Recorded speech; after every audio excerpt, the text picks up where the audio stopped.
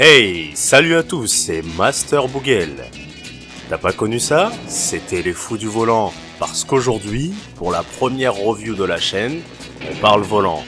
Je vous dis tout sur le Thrustmaster T300 RS. Que vaut-il en 2019? Tu sauras tout dans cette vidéo. Et en bonus, pour ceux qui ont déjà un T300 qui est devenu complètement fou, je vous donne la solution. Mais tout ça, après l'intro bien sûr.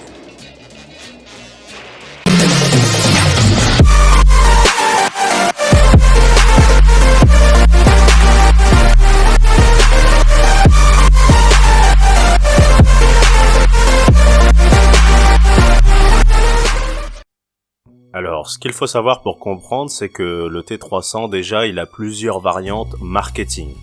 Il y a le T300 RS, le T300 Ferrari, le T300 GT et le TX. La base reste exactement la même.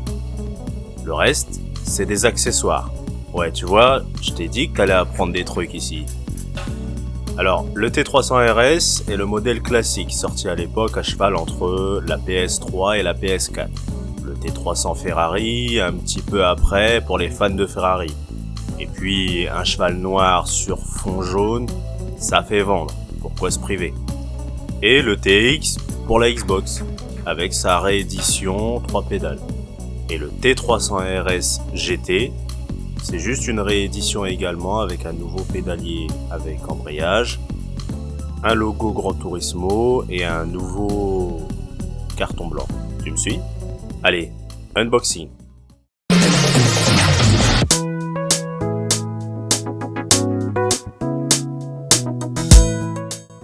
Alors, premier point positif, c'est que le carton est doublé en cas de livraison. Ensuite, on a le carton bleu du Thrustmaster T300 RS avec les photos du volant qui nous montrent bien en évidence la technologie brushless embarquée. On y trouve pour commencer la roue sous couvert de plastique qui vient se visser sur la base avec le support avec patin pour bureau ou pour une table qui se serre sous la base du volant. Et en dessous, la base, nue, sous plastique également, avec le mode d'emploi multilangue et le pédalier, 2 pédales pour ce modèle.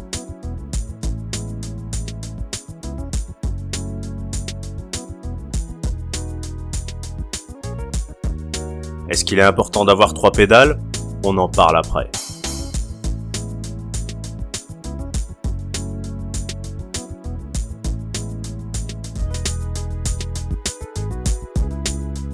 Et maintenant, on va voir les caractéristiques techniques.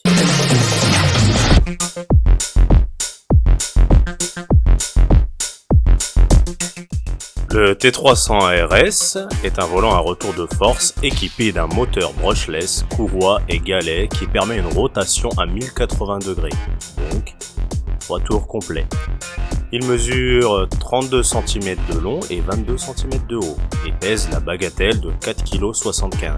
Ouais, un beau bébé. La roue mesure 28 cm de diamètre, elle est noire, en caoutchouc rigide et métal brossé au centre, très agréable et confortable pour les longues sessions. On y retrouve dessus tous les boutons de la manette de la PlayStation, sauf L3 et R3 qui sont sur la base. Et pour le modèle TX, les boutons de la manette Xbox, ça va de soi. Et au dos, les palettes de changement de vitesse en métal. Il est compatible PS3, PS4 et PC via le petit switch sur la base. Pour le PC, il suffit de le basculer sur PS3 tout simplement. Il est possible de le fixer sur un bureau ou une table à l'aide de la pince de serrage fournie, ou le fixer sur un stand ou siège adapté grâce aux 2 trous prévus en dessous de la base. Et pour finir, la finition est pour la base entièrement en plastique, avec des trous tout le long pour l'aération. Esthétiquement très sobre, tout noir, avec juste une bague bleue brillant sur la roue, contrairement à son rival le Logitech G29 qui a un peu plus de couleur quand même. Sinon le tout semble de bonne facture, on sent que c'est quand même un produit de qualité, sauf le pédalier, il faut l'avouer, qui fait très jouet. il est très léger et s'il n'est pas bien calé, pour jouer c'est très compliqué. Alors, moteur brushless, ça veut dire quoi? En fait, c'est un moteur qui utilise un système magnétique pour attirer ou repousser des électroaimants. Et en fait, donc, on a un moteur qui n'a pas de frottement de pièces. Donc, les deux gros avantages, le premier, c'est la durée de vie. Elle est excellente. Et au niveau des performances, le gros avantage, c'est que les performances sont toujours identiques dans le temps. Et ça, c'est deux bons points pour le T300 RS.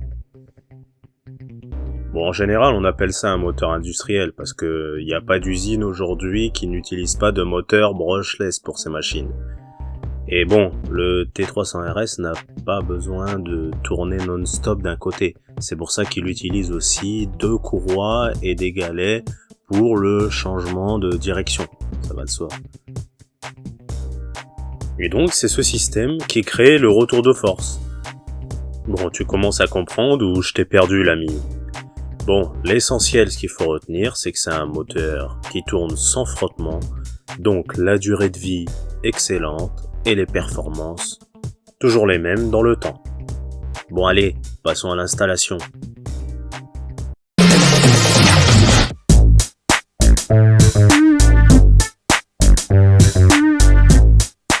Alors on branche le pédalier à la base directement. Ensuite, on a la prise d'alimentation directement au secteur et la prise USB toujours en dernier. Quand on le branche en USB, sur la PS3 et la PS4, il est reconnu directement, sauf que pour quelques jeux, il faut juste aller le chercher dans les options, classique. Et sur PC, il faut installer les pilotes que vous trouvez sur le site officiel de Trustmaster. À chaque démarrage, il se calibre tout seul. Et c'est là qu'il y a beaucoup de monde qui ont déjà des T300 et qui ont des problèmes. Mais vous inquiétez pas, on en parle après. Et maintenant, on peut le tester.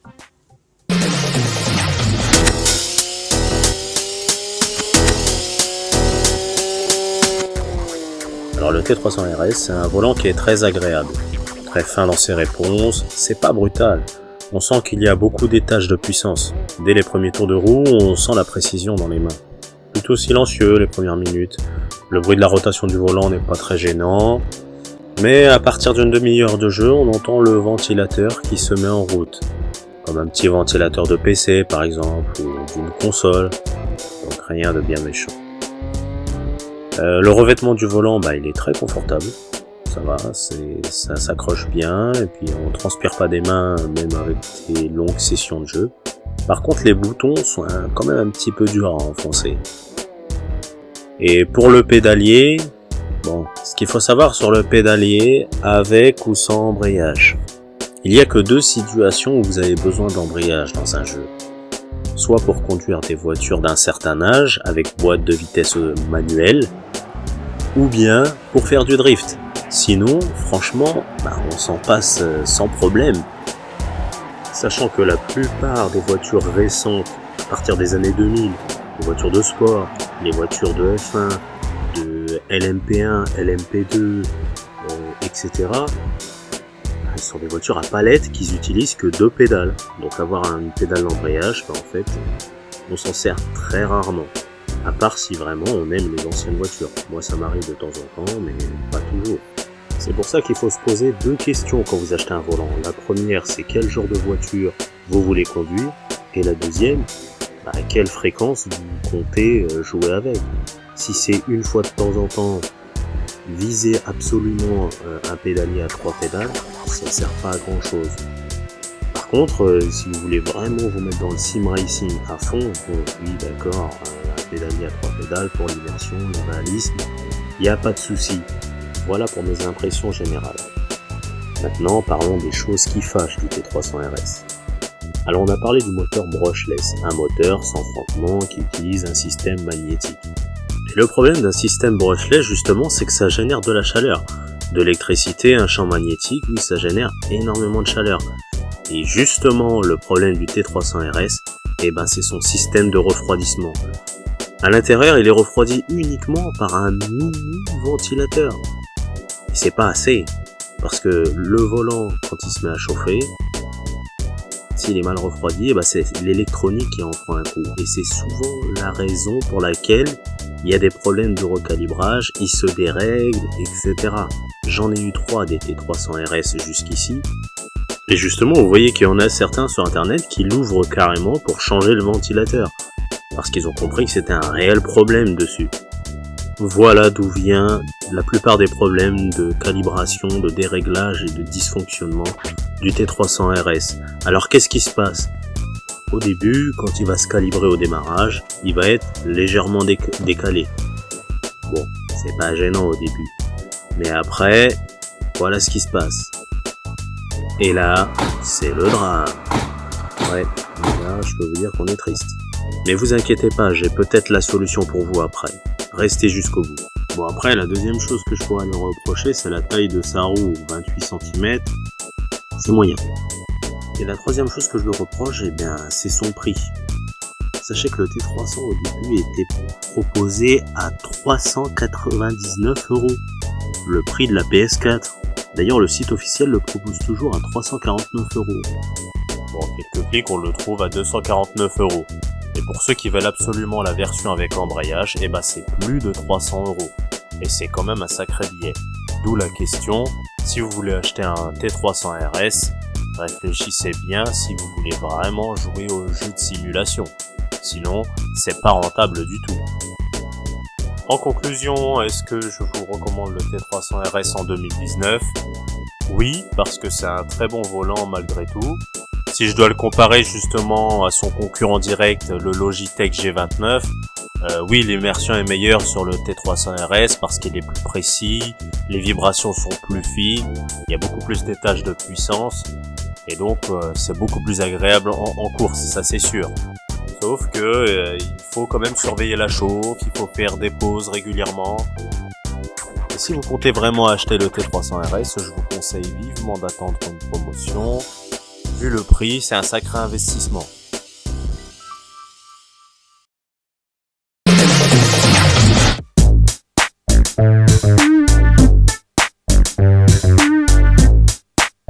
Ça y est, on y est. Donc si t'as un T300 RS qui fait ça,